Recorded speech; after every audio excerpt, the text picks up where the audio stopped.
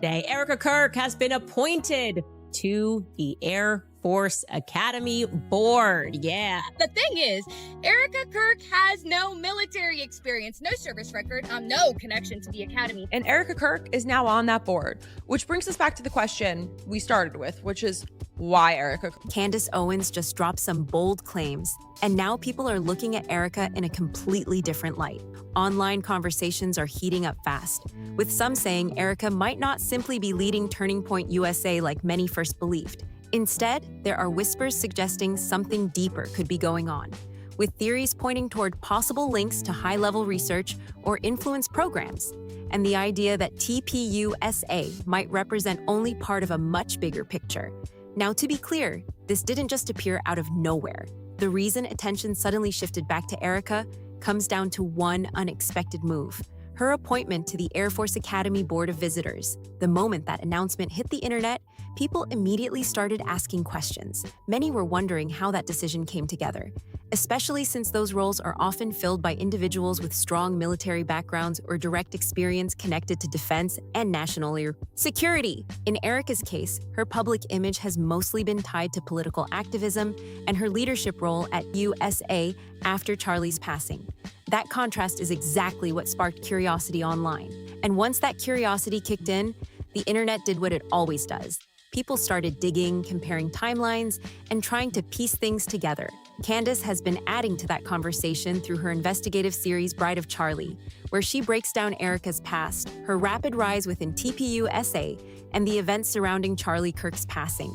With each episode, more details get discussed, but one moment in particular really pushed everything into overdrive. During that episode, Candace introduced a guest who shared a claim that quickly caught attention across different... It's interesting, really, because she's known Trump for a long time, doing beauty pageants for him back in 2012. ...online communities. The guest, described as a former Special Forces operative named Mitch, said he allegedly saw Erika Kirk at a specific location shortly before Charlie's passing. And, according to what was shared, it wasn't just any location, which is exactly why the claim spread so quickly and got people talking even more.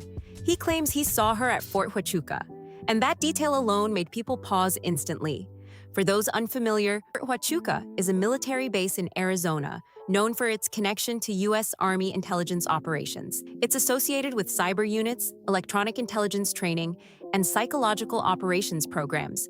So hearing that location mentioned immediately raised eyebrows and sparked deeper discussion. Now here's where things really started to escalate online. According to the same account, Erika wasn't just casually visiting. It was claimed she was seen inside a restricted area, which led to even more questions. And it didn't stop there. The guest also said she wasn't alone, claiming she was with someone closely connected to Charlie Kirk, his head of security, Brian Harpo. To be clear, these are claims shared. During a podcast interview, not confirmed reports, but Candace presented the story as something she felt deserved attention. And what made it even more intense for viewers was the timing of everything. People kept asking the same question again and again.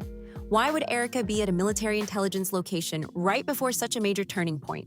And why inside a restricted section? Candace didn't give a final conclusion, but the way she discussed it made it clear she had questions about the official narrative. According to authorities, a 22-year-old named Tyler Robinson was identified as responsible in Charlie's case. However, what stood out to many online was how quickly Erika publicly expressed forgiveness. For some viewers, that reaction felt unusually fast, especially considering how serious the situation was. Okay, I just have to jump on here to let you guys know that Andrew Colvett, the spokesperson for Turning Point USA, just got caught with his hand in the cookie jar, trying to help orchestrate behind the scenes an alibi for Erika. That moment sparked a wave of discussion across comment sections and forums. People started questioning the timeline, and once those conversations picked up, alternative ideas began circulating again. Some online commentators suggested there could be more layers behind the scenes, while others believed there might be additional factors not fully explained, though none of these ideas have been confirmed. Then attention shifted back to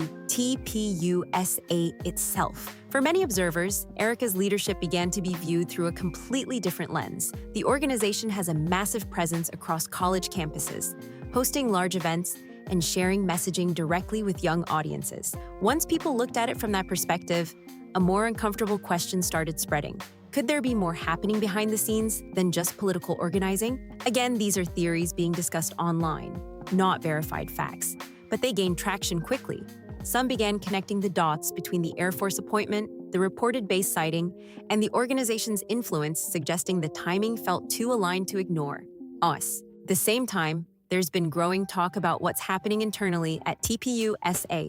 According to various online claims and reports, the organization may not have been completely stable since Erika stepped in as CEO.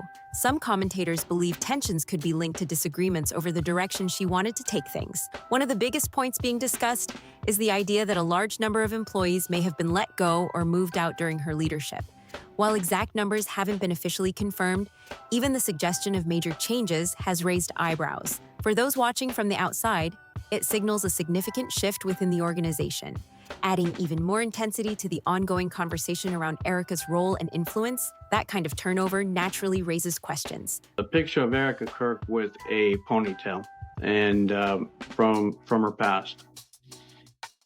That person matches who I saw at Fort Huachuca in the lobby the night before. And she was with that man in the lobby. And that man, he was present at that meeting. People started asking what really changed inside USA. Was it simply restructuring, or were individuals stepping away because they didn't align with the direction things were going? And then there's another detail that keeps coming up. Her appointment to the Air Force Academy Board of Visitors didn't face much resistance at all. It moved forward smoothly, just like her rise to CEO. And that caught attention. Some online commentators began wondering whether this was simply a routine political decision, or if it reflected strong backing from influential figures who supported her from the start. That idea alone added another layer to the ongoing discussion. At the same time, a separate rumor has been circulating in certain corners of the internet. Some claim Erika could have connections to foreign intelligence networks, with specific mentions appearing in online discussions. The theory suggests this might explain how she moves into positions of influence so smoothly, with some believing she may already understand complex systems at a high level. However, it's important to note that many people strongly push back against these claims. Large number of commentators argue these ideas go too far and aren't supported by verified information. They point out that appointments like this are often political and have been for years, regardless of which party is involved, and that speculation can easily grow beyond the available facts. From that perspective, the explanation starts to look much more straightforward. Advisory boards often include political allies, media voices, donors, and people who have strong influence over key audiences. When you look at it like that, Erika's role begins to make more sense, especially when you consider how wide TPUSA's reach is across college campuses and how connected it is to younger voters. But when you step back and look at everything together, wonder about Charlie Kirk. Everybody's got a theory on Charlie Kirk. So well, there's so many people. There's so many like ex-military dudes talking about how like there's no way that round from that matches that gun, and if it's a 30-06, the entry wound in the neck, there would have absolutely been an exit wound. Oh, absolutely. This is where things start heating up even more. Now it's not just about one appointment or one claim. It's about a pattern that people online believe they're spotting piece by piece. Every new detail, every resurfaced clip, every timeline breakdown keeps adding to that bigger picture. And for some viewers, it feels like way too many things are lining up at once to just brush off. One of the biggest talking points right now is how fast Erika's influence seemed to grow after Charlie's passing.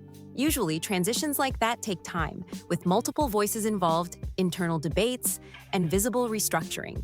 But here, everything seemed to shift almost instantly. Leadership changed, messaging stayed steady, and the organization kept moving forward without any public signs of struggle. Supporters saw that as strong leadership and preparation, but critics started asking a different question. Was this transition already expected behind the scenes? That question pushed even more people to go back and study Erika's earlier timeline in detail. Online investigators have been digging through past appearances, speeches, and connections, trying to map out how she built her position over time.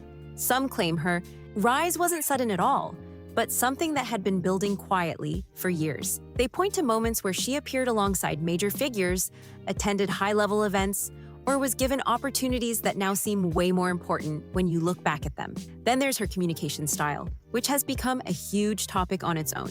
Supporters say she's confident, polished, and knows exactly how to connect with large audiences. But critics aren't seeing it the same way. Some say her delivery feels too controlled. almost like every word is carefully chosen to guide reactions instead of just sharing. Thing is, Erika Kirk has no military experience, no service record, no connection to the academy. Thoughts naturally. That perception alone has sparked even more speculation, with people debating whether it's just skill or something more strategic behind it. Another angle that keeps popping up is the sheer size of TPUSA. This isn't some small group operating quietly, it's massive. The organization has a strong presence across campuses, social media, and major events. Conferences pull in huge crowds. Speakers reach millions online. And the network keeps expanding year after year.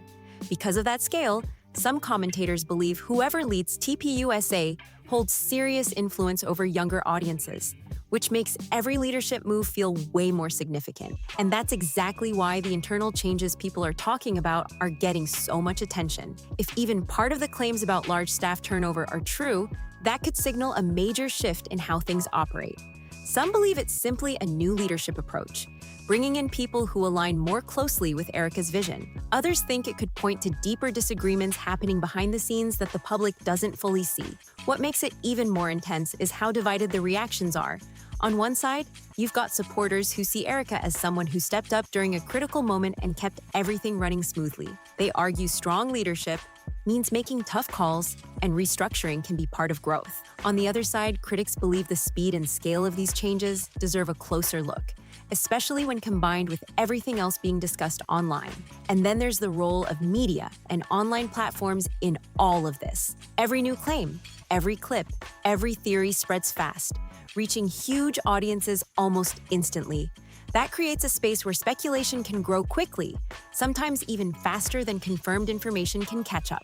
Once a narrative starts gaining traction, it becomes harder to separate what's verified from what's just assumption. This is where Erika Kirk was Charlie Kirk's handler, probably installed by Israel. I'm not sure, but probably it makes sense. All these Egyptian jets were following her around. I think it was 71 locations that these Egyptian jets were in the same places as. Things get even more layered, because even though many of the claims remain unverified, the attention they're getting is very real.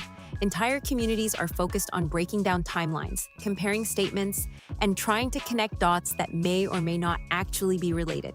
For some, it feels like they're uncovering something major. For others, it looks like a mix of curiosity, skepticism, and overthinking, all happening at once. Another detail that keeps coming back is how quickly certain narratives fade and get replaced by new ones. One week, the focus is locked onto one claim or moment, and the next, everything shifts to something else. That constant cycle makes it hard to fully process any single detail before attention moves again. But even with that fast pace, each new topic still adds another layer to the bigger story people are trying to figure out. At the center of it all is Erika herself. No matter how people choose to see her, as a strong leader, a controversial figure, or something more layered, one thing is clear. She has become one of the most talked about names in this entire situation. Every move she makes, every decision tied to her, and every new claim connected to her keeps pulling massive attention online, and that spotlight doesn't seem to be fading anytime soon. And that's exactly why this story keeps gaining momentum instead of slowing down. As long as new details keep surfacing and people continue asking questions, the conversation is going to keep evolving. Some people are digging deeper than ever, trying to piece everything together step by step, while others are pushing back hard, saying a lot of this is being overanalyzed. That divide alone is keeping the discussion alive and louder than ever. What we're seeing right now is a mix of confirmed events, online theories, and public reactions all blending together into one ongoing narrative. And depending on your perspective, it can look completely different. For some, it's a series of coincidences playing out in a very public way. For others, it feels like a situation that deserves a much closer look because of how many unusual details seem to line up. From one side, there are plenty of people who believe there's nothing unusual going on at all. To them, this looks like standard political movement, someone with visibility, strong connections, and influence stepping into a bigger role at the right time. Advisory boards have always included people with public reach, media presence, and the ability to connect with large audiences. When you look at it like that, Erika's appointment fits a familiar pattern.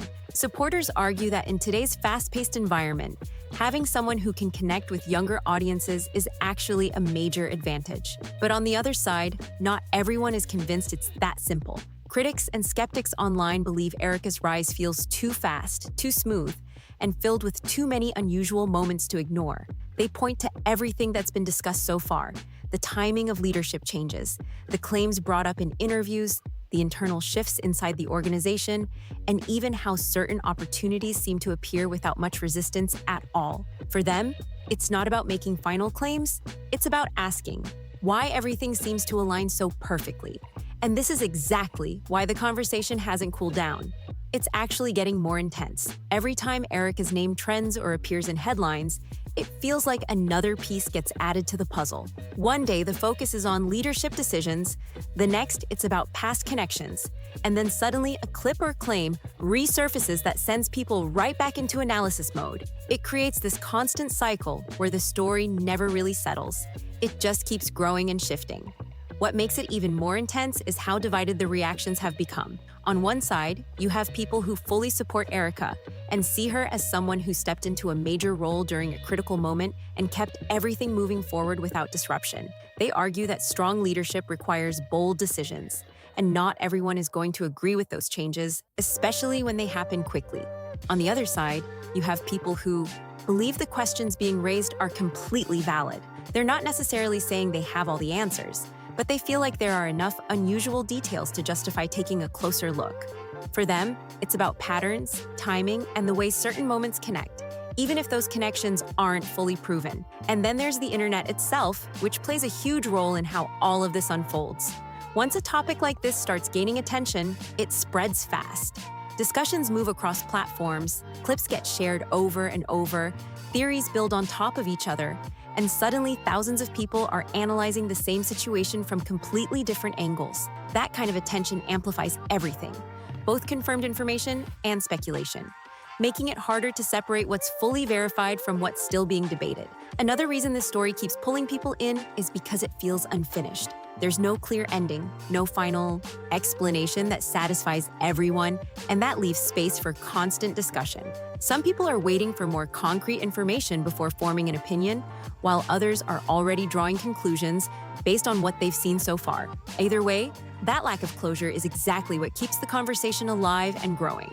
And let's be real, every time a new detail comes out, it doesn't calm things down. It does the exact opposite.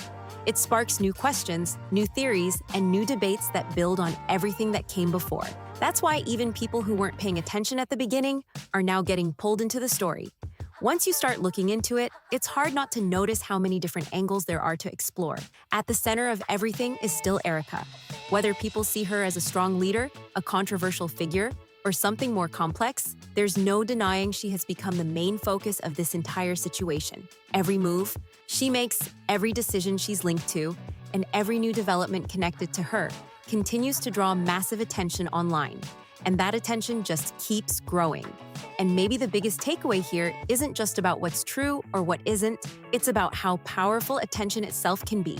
Because once a story reaches this level, it starts to take on a life of its own. It grows, it shifts, and it keeps people coming back to see what happens next, no matter which side they're on. At the same time, it's important to recognize how quickly narratives can form and spread in today's digital world. A single clip, a single claim, or even a single comment can trigger a wave of reactions that expands far beyond the original moment. That doesn't mean every theory is accurate, but it does show how fast conversations can evolve once enough people start paying attention. And that's exactly what we're seeing here.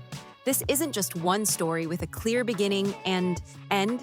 It's an ongoing situation that keeps developing in real time. Each new detail adds another layer, each new reaction shifts the conversation, and each new headline pulls even more people into the discussion. So for now, all anyone can really do is watch how everything continues to unfold. Because if the past few months are anything to go by, the next update is probably going to raise even more questions instead of giving clear answers. And when that happens, you already know what's coming next. The internet diving right back in, breaking everything down, and trying to connect the dots all over again. Now I want to hear from you.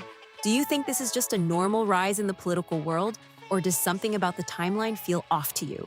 Drop your thoughts in the comments and let's talk about it. If you made it this far, make sure to like, subscribe, and share this video so more people can join the discussion. Turn on notifications so you don't miss what comes. Next, because this story is still unfolding, and you already know, more updates are coming soon.